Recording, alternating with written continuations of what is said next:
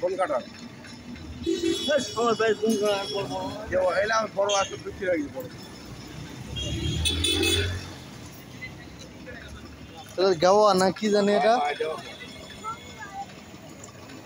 এলে কত করে পিস জানি এলে দুটা দেন বড় থেকে দুটা দেন লেবু কত করে হালি খালি এটা কম 10 টাকা